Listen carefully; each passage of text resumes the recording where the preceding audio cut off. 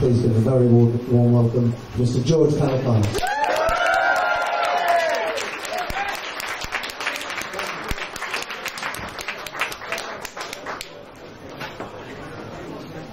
Thanks for coming out. I'm going to do something different than read the entire book from front to back. You know.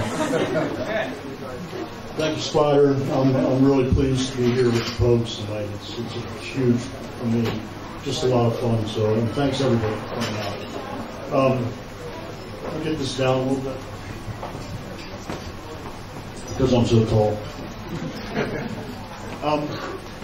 This book is about a kid who kind of jumps the tracks and goes to prison, juvenile prison, and how he, 10 years later, after the relationships he makes in this prison, how something happens, and all these boys who have become men are sort of tempted to go back to where they came from, which is where they don't want to go.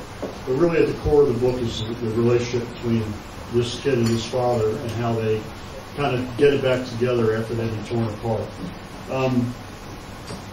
The thing that I'm going to read is set in juvenile prison in 1999, and it is the protagonist of the book is a kid named Chris. He's from a well-to-do family, a loving home, and still he gets in this situation.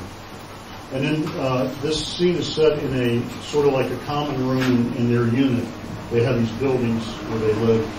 And some of the other boys there are a guy named Ali who has done an armed robbery, but he's a sort of a spiritual guy, and he's going to eventually get out and run a community organization that helps boys who are in trouble, tries to find them jobs and that sort of thing. We have places like this all over D.C. that are run by ex-offenders. And there's another boy named Ben who has had a pretty bad childhood, in and out of foster homes. He's illiterate. He steals cars. He's actually just a really nice person who has, feels comfortable in prison because he has friends there. He's fed. He has a place to sleep. And Ben has always wanted a dog. He comes in. He's never been able to get one because he's never lived in a real home before. Let's see. There's also a boy named Lawrence Newhouse who's completely damaged. He's on meds. And Lawrence is the kind of guy that he's really not tough, but he talks a lot of shit anyway. And he keeps getting beat up, and he keeps talking. And Lawrence is really the most tragic figure in the book. And he will be kind of off stage in this scene, and you'll hear what happens to him. And then there's a couple guys named Luther and Lonnie that just guard variety knuckleheads. And finally there's this dude named Latimer, who's a guard. He's an old guard. They call him Shawshank. The boys call him Shawshank because he looks like Morgan Freeman. And he actually, he's a guy that they respect atypically because his message is always the same. He's trying to get them to stay on track, get out, do right, all that stuff. I met a guy like this when I was working in the juvenile prisons in Washington. And the boys actually respected him even though they would never show him respect. So that guy's name is Shawshank, and he figures very heavily in this scene. So this is it. I'll try to be brief so you guys can enjoy yourselves.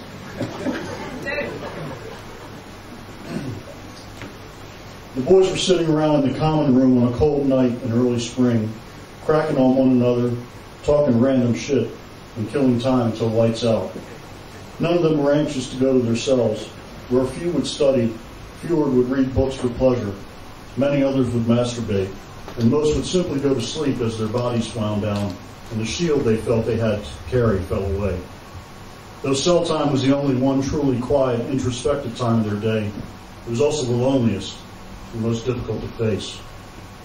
Ollie Carter and Chris Flynn were seated on the couch, and Ben Braswell was in the fake leather chair with the rivets in the arms. Luther Moore and Lonnie Wilson were playing ping pong. Latimer, the old graybeard guard they called Shawshank, was in a hardback chair too small for him.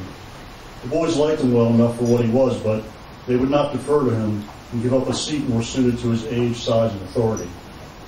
They could hear Lawrence Newhouse in the media room arguing with a boy trying to get time on the computer, an old slow machine with a blinking cursor that sat next to a dot matrix printer. Lawrence's tone was becoming more threatening by the sentence, but Latimer was not moving from his chair. "You better get in there, Shawshank," said Luther. Lawrence sounded like he ready to blow. "Scott's in there," said Latimer. Scott Stewart, a fellow guard, was built like a minotaur. He can handle it. Scott is swole, said Ben. They need to get Bughouse out of this unit, said Ali. Put him in Unit 12. He ain't that kind of bad, said Latimer. Lawrence just be talking mostly. Either get him out or put me somewhere else, said Ali, because I cannot stand to be around that fool anymore. Won't be long till you're gone anyway, young man, said Latimer, trying to make eye contact with Ali. Stay focused on those books and walk that straight line. You keep doing what you've been doing, you'll be all right. They can put me somewhere else, said Lonnie Wilson, laying down his paddle, signaling to Luther that their game of table tennis was done. Both of them came to join the group but remained standing, as no one was about to move over and make room for them to sit. Where do you want to go, said Ben. Unit 6, said Lonnie, running a hand across the crotch of his khakis. What you think? Latimer rolled his eyes. Unit 6 was the girls' building out in the woods somewhere, out of sight from the boys' camp. It was on Pine Ridge acreage, surrounded by its own razor wire top fence. The conversation was about to go where it usually went this time of night. Boys, said Lonnie, I would punish the shit out of them girls in Unit 6. I would be like a bull in one of them Chinese shops. Don't be running your fingers through their hair, though, said Luther. I know it, said Lonnie. They put razor blades in their braids, said Luther. You don't know nothing, Luther, said Ali. I know enough not to touch their braids. It's a lot of gray girls they got out there, too, said Lonnie. White boy would like it out in Unit 6, said Luther, and Chris felt warmth in his face. Them paleskins are runaways and hoes mostly, said Lonnie, but I got love for all the girls. I don't care what they did to get locked up or what color their skin is. Shoot, I'll even get with a Mexican. They're pink to me, too. But what about like Asia girls, said Luther. Especially them. I'm all about equal opportunity.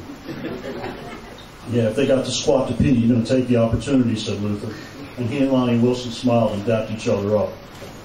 Do they let those girls have dogs out there, Shawshank? Said Ben. Hell no, said Latimer. Warden Colvin said we might get puppies, said Ben. For real, said Chris. He missed his dog, Darby. I saw Colvin today, and he said we might. Every unit could have their own. We could have us a pit, said Luther, or a rot with a head as big as a horse. Unit 5 would have a fierce-ass dog.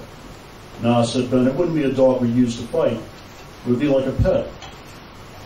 Y'all ain't getting no kind of dog, said Latimer.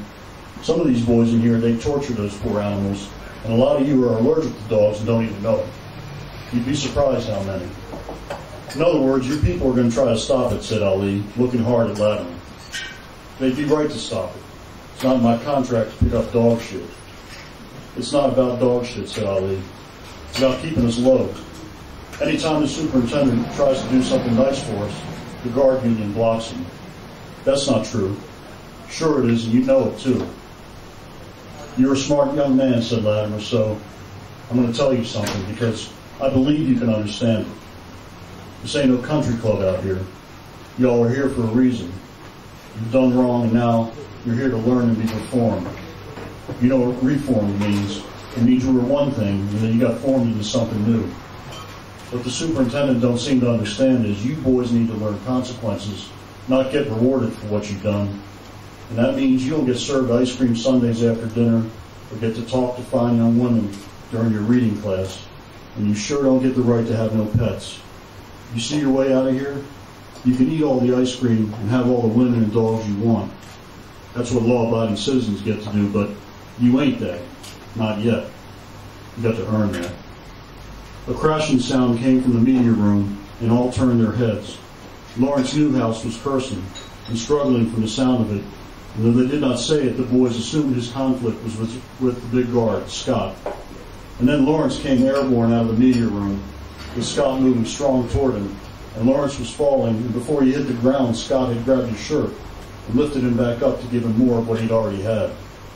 Scott threw him against a wall of shellac cinder block. His face hit it pretty hard. Scott put Lawrence's right arm behind his back and twisted it up, getting control of the young man. Boy, you just had to get on my last nerve, said Scott, and he began to push Lawrence out toward the cells. Most of the boys had lowered their eyes. None of them liked Lawrence, but when the guards won, it was like they had been robbed a piece of their manhood, too. As Lawrence passed, he looked at Ali, who had not looked away, and he said, "The fuck you staring at, Holly?" Ali said nothing. Lawrence spit a mouthful of blood in the direction of Ali and Chris. Scott hustled him down the hall. "Bughouse always be tweaking," said Luther Moore. "That boy just angry," said Latimer. Ben Braswell looked at Chris. "You think we might get a puppy, man?" "We might," said Chris, though he knew Ali was correct. The guards arm of the FOP union, which tended to fight any reforms the superintendent proposed, would find a way to stop the boys from having pets. "You got a dog at home, right?" said Ben. "Yeah," said Chris. "You're lucky," said Ben. Chris could feel Ali's knowing stare, but did not look his way. "Time for y'all to get to your bedroom," said Latimer. The boys got up from their seats without objection and headed to their cells. As they walked, they could hear the old man still speaking to them, giving them his parting words of inspiration. "Another good day for you fellas. Another day closer to your goal. You get right with God, you're going to get right with yourselves." The boys went down the narrow hall where Latimer would wait until they entered their 6x9 spaces, then used his Joliet key to lock the steel doors behind them.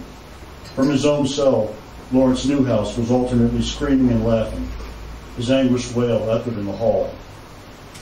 "Ain't no God in here," said Ali. Chris walked into his cell. He said, "Thank you."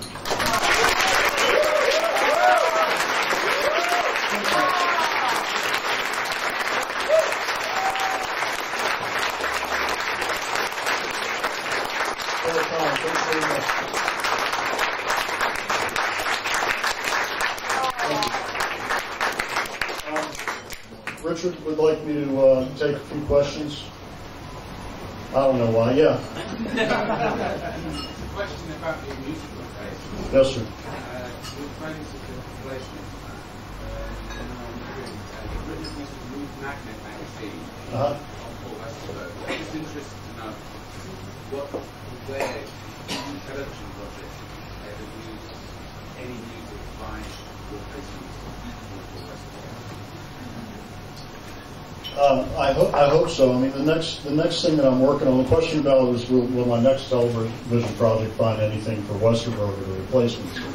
And I would certainly like to do that. The replacements were very meaningful in my life, you know. And at a time when I was just dreaming about being a writer, and I was in a really bad dead-end job, and I used to sit out in the parking lot listening to him and his band, and specifically songs like Unsatisfied, which makes sense. And yeah, I'd like to. But the next thing I'm doing is with David Simon, and it's in New Orleans, and we're going to be doing a lot of. I mean, the show is about musicians who have come back to the city after the hurricane, trying to rebuild their lives, and it's going to be loaded with music.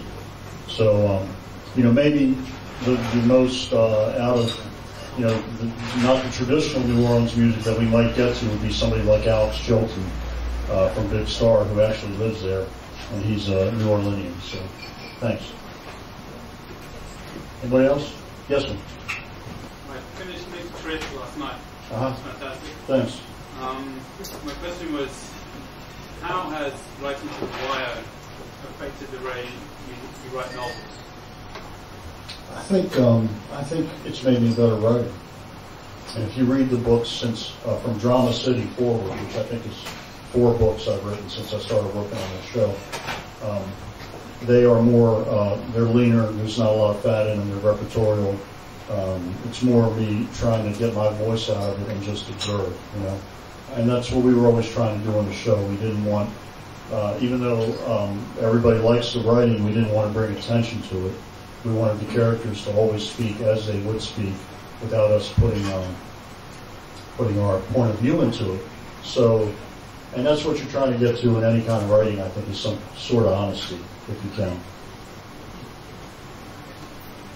Anybody else? Yeah, yes. It's like the research you did for The Wire, different through the research you did for writing novels and Yeah, when you're on a TV show, you have a lot of help, and so I had full access in Baltimore with the police department, the dock workers. We could go into the middle school anytime and watch the kids. I had to do a lot of stuff on my own as a novelist, and it took me a long, long time to make connections. in the beginning I would go to a drug market and hang out, and it wasn't the smartest thing to do, but I didn't know anybody. And I try to talk to people, and most of the time nobody wanted to talk to me. And now, because of the show, I actually have gotten in with the police. The homicide squad finally let me in after 10 or 15 years of trying. And so the show has helped also. But I occasionally, I would get calls from people on the other side also. People who have been in the life or are currently in the drug game, and they will say, let's have a cup of coffee, let's meet. And I always take that opportunity. It's great. Okay, in the back, yes. Probably the one that Hard Revolution is probably the book I'm most proud of because I put so much into it. And it was a book that I wanted to write my whole career, but I waited a really long time to do it. I didn't think I had the chops. And that's about the 68 riots that occurred after the Martin Luther King assassination. All right.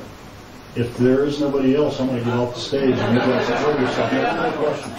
What about movies? Because your books seem to lend themselves to that. Yeah, I think so too, but I haven't been very lucky about it. I'm trying to make an old book of mine called Shoe Dog that was published by Serpent's Tail. And I got to give a shout out to Pete Ayrton. He's here tonight, and he gave me my start as he published me first in paperback in the world, and I will never forget that. And anyway, I signed Walter Hill to direct, this great director from my teenage years.